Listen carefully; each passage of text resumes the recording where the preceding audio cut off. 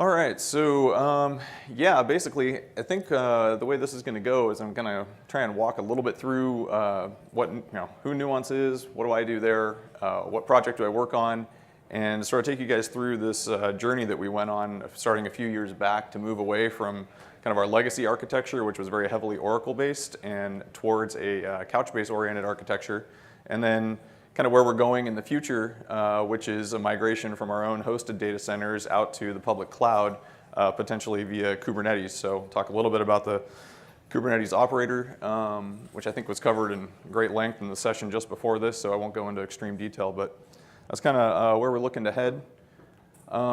Basically, Nuance is all about conversational AI. We have a history in speech technologies, so we have a lot of experience in speech recognition, in text-to-speech, voice biometrics, transcription, and we're also heavily into conversational AI, so trying to take those technologies and do things like personal assistance and sort of use a combination of those techs to better interact with our customers. You can see some of the interesting statistics here. Yeah, we're kind of a medium-sized company, about 11,000, 12,000 employees. We're spread all over the world. We have support for a lot of different languages. We have a lot of patents. We have rather reasonable size R&D department working on all of these things. Specifically, my role at Nuance is within our enterprise research and development team, and I work on a project called the Proactive Engagement Platform, which is primarily based around proactively contacting customers on behalf of our clients. And so what that kind of means, I always use my standard example.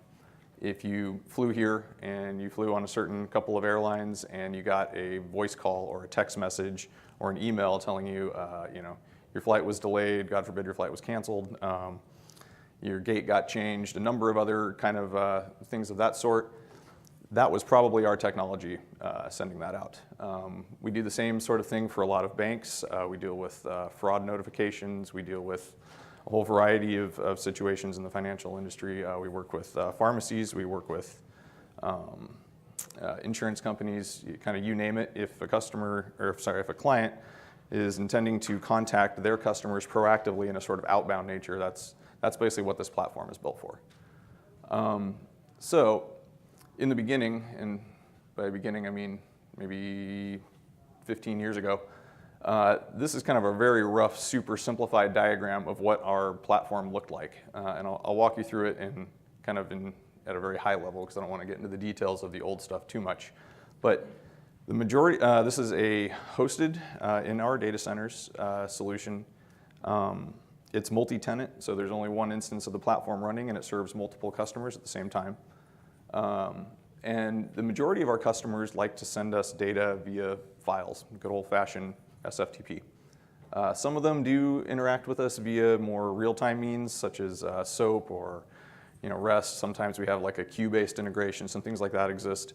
But primarily it boils down to our customers sending us data, and that data needs to be processed and normalized in some way. And so that's what the personalization engine is really all about, is it deals with the variability of customer data and gets it into a format that can be then used further downstream. It has a whole bunch of other bells and whistles on it. It tries to keep track of data about individuals and remember things about them, like, oh, I've seen this guy before and he seems to prefer this language, so I don't have to necessarily prompt him to press 2 for Spanish or whatever else. So it has some capabilities like that.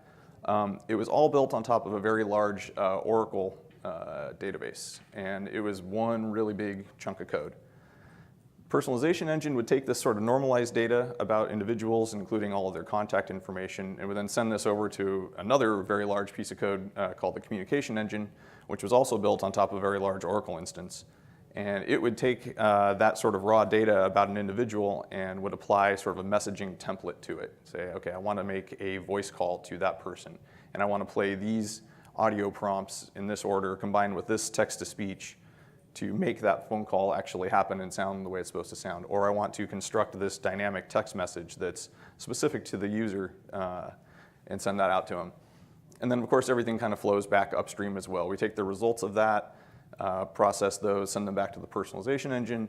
It would then take those, format them back up into some sort of sensible format for the customer and send it back to them. The way that we built customer applications on top of this was via a pair of very, very diverse, I would say, XML dialects. So you could configure your entire application with XML in personalization engine and in communication engine.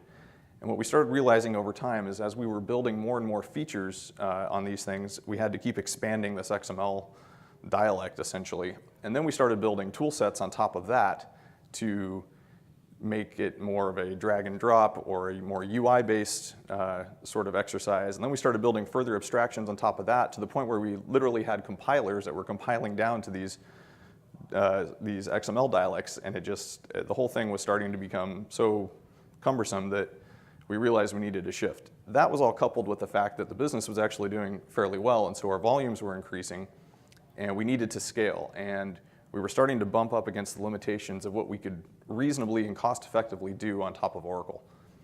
So, right, I kind of just jumped ahead and took care of a half of these slides. But as you can see, yeah, Oracle is sort of expensive to scale. It's not very, very flexible. We realized we really should be taking a look at some NoSQL technology. We explored a bunch of options. One of our requirements was that we had 2 separate data centers, and we needed data replication between the 2. And we needed it to be multi-master, bidirectional replication. And so once we had kind of narrowed down our possible NoSQL database choices, it seemed at the time, now granted this was like 6 years ago, that it was basically down to about Cassandra, Mongo, and Couchbase. And Mongo didn't have multi-master replication. It didn't, so that one was immediately out. And so we went ahead and built a whole prototype application on top of both Cassandra and Couchbase. And as it turns out, the Couchbase installation was infinitely easier for our developers to get up and running. It required almost no operational overhead.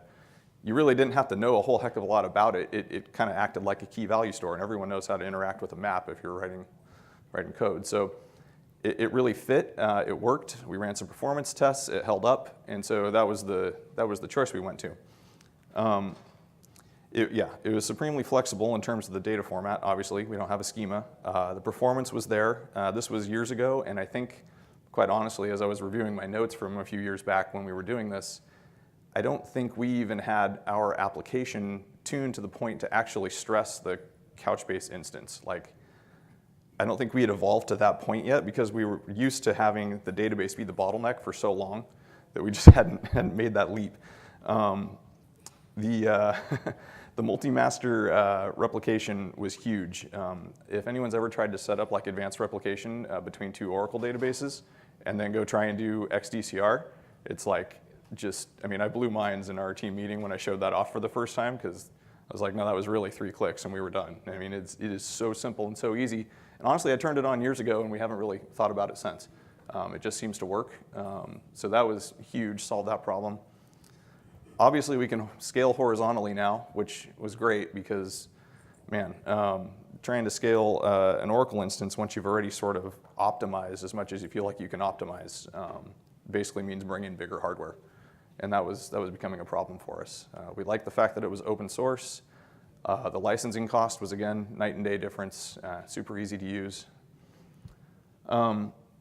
Yeah, I kind of handled a little bit of this too. The other thing I'll say, at the time when we decided to do this, Nickel was just in beta, and so it wasn't quite there yet. And so we were doing a lot of this via views, which was okay, but as soon as Nickel became GA, it was really, really easy for our developers to make that transition. They were all coming from an Oracle background. Everybody knew SQL. Nickel kind of just flows right into it. You're like, oh, it's just like what I was doing before, only instead of a table, now I've got JSON doc. It made perfect sense. So yes, we're really happy with that. So what we were trying to do from a platform standpoint was basically this. We wanted to eliminate these 2 giant monoliths. Huge, huge code bases are just very difficult to maintain. They're difficult to test. They're difficult to train new developers on how to move around in them. So what I really wanted to do was to break it up into smaller pieces. I wanted these pieces to have a really clear separation of responsibility, where just this project is responsible for this one thing, and that's about it. And so if you had to pick it up off the shelf and learn it and understand it, you could get your head around it inside of a couple hours. That was sort of my bar. I wanted each one of these projects to be sort of horizontally scalable. We're obviously looking at a service-oriented architecture here, so we wanted to have them be interfaced via an API. And really, I just wanted to keep the whole thing simple. That seemed like the name of the game after dealing with large and very complex systems, to just, look, the problem that we're trying to solve is not in and of itself all that hard. And when you break it down to its fundamental pieces, they're not all that hard either. And so as long as we keep things kind of boxed off properly and we keep the interfaces between them clean, this should be a pretty simple problem. So now I know this diagram looks more complicated, which kind of is the opposite of what I just said, but it's actually much more simple. This is what we are currently running today. So this is still hosted in our local data centers. We have 2 of them. And what we basically did was, at the top level, you can kind of see we have this thing called work service, which is basically the backbone of the system, in that it lets you run customer applications in a sort of sandboxed way. These customer applications are just code. Sorry. Yeah, anyways, what I was trying to say was these customer applications can be written in a couple of different ways. They're no longer based on big XML configuration docs. They're actual code. They're actually written in Scala. And they're based on top of this application SDK, which we built, that wraps up all of the APIs that are provided by the various services that are down on the bottom layer there. Each service in and of itself, like I was saying before, has kind of one specific purpose. And there's a whole bunch of them here, and I won't really go into great specifics about exactly how they all work.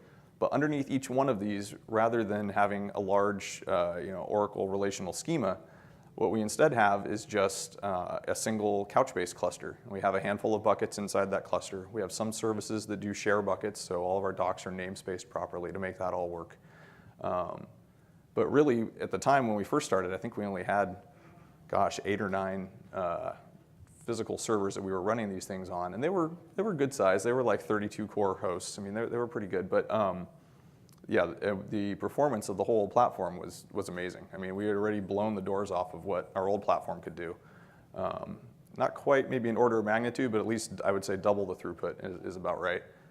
And over time, as Couchbase evolved and as we evolved, we made the jump from views to nickel, and so we introduced additional servers to run the index service and to run the query service, and we were able to scale that out dynamically. We've been through, I don't know, 4 or 5 major version upgrades, which have been pretty simple and straightforward. Our operational overhead has dropped tremendously. We had a pretty healthy-sized DBA team to manage Oracle, and now we have, being perfectly honest, basically me and maybe one other guy that kind of pitches in every once in a while. And we really haven't had too many problems. I haven't gotten paged in the middle of the night in many years, and that's a wonderful thing. So this is kind of what we ended up with. And then what's next? So we're running this hosted. We're in our own data centers. The obvious next step is to move this out to the public cloud. We're really looking for operational efficiency here. There's a lot of overhead with managing things internally. We've been kind of wrestling with how to gain efficiencies there. And so we're working on packaging everything up and moving things into containers and getting them out into the public cloud. When we started doing that evaluation, it just so happened that Couchbase supports running in a container in the cloud. So that was wonderful. We've actually been doing that for a little while now. I've been running that in test, and it's working great. I didn't have to hardly do anything there. I mean, we can kind of decide based on this diagram how you'd like to lay it out. Just as an example, we like to run a handful of data service nodes independently, and then we combine our index and our query service into a handful of clusters that way. But we can take advantage of that multi-dimensional scaling in containers really easily. As a side note, it's also really nice for developers. You can spin up your own database in about 3 seconds using a Docker container, instead of the old days where we had to install everything onto a VM or do something more drastic. And then once we started looking at moving to containers, we were trying to figure out how we wanted to actually deploy this to the cloud. And we settled on using Kubernetes for container orchestration, and it just so happened that at about the same time, Couchbase announced their Kubernetes operator, which I've been working with in beta. I just got my hands on the GA copy when it was released, I don't know, 2 weeks ago maybe, something like that. And so far so good. This is some diagrams that kind of describe how the operator works and how it sets up the cluster. I don't know that I want to go into detail on that. I think that was pretty well covered in the previous session, and I've only got a somewhat limited experience with the underpinnings of this, but I'd be happy to talk about it afterwards if anyone wants to. But this is what we are looking to move towards going forward. So we're going to be deploying initially in Microsoft Azure. We're going to be using their managed Kubernetes service called AKS. And what we're looking to do is deploy each service along with its own private Couchbase cluster into its own namespace. So it's going to look kind of something like this, just as a couple of examples. I'd have a separate namespace for, say, my record service, and the application itself will be individual pods in their own deployment that will scale horizontally. And then also within that namespace, I'll have my own, or that service will have its own Couchbase operator to manage its own Couchbase cluster, which, again, using the multidimensional scaling technology and the way that you can define that in the Kubernetes operator definition, we can actually mix and match how we want that to look on a service-by-service basis. And so we were doing this to try and optimize the database as much as possible for each service. Each service has a different sort of pattern of usage, right? Some are more index-heavy than others. Some have a lot more data than others. And so we wanted to kind of right-size the DB for each one. And we're able to do that really easily at this point. This is kind of a little more detail on how you go about doing that via the operator. If you haven't played with this yet, it's really cool and it's really easy. But once you deploy this operator out into Kubernetes, and then you just define your Couchbase cluster in one YAML file, or multiple clusters for that matter, submit that in, and the operator just sort of makes it so. I mean, from the outside perspective, it sort of looks like magic. I wait a couple of minutes, and poof, it's created pods, it's installed Couchbase, it's clustered them together, it's rebalanced them. I can then go change the number of nodes that I want for a given service type. Say I had 3, now I want 5. I deploy that one change, and it magically spins up 2 more pods, installs Couchbase, rebalances the cluster. Everything so far just sort of works, which is really all you want out of software.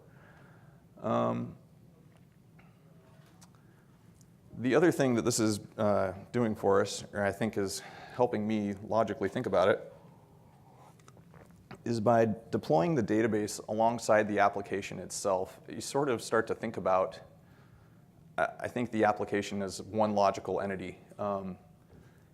Now I've got, rather than deploying the DB outside of Kubernetes and having to manage that as sort of an independent entity, now I've got my application and its immediate dependency, which is the DB, all sort of packaged up into one deployable thing that can be managed in one place. And so you can think about it all in one shot. And it makes, I think, managing that service as it evolves over time much easier. Let me skip to this last one here, I think.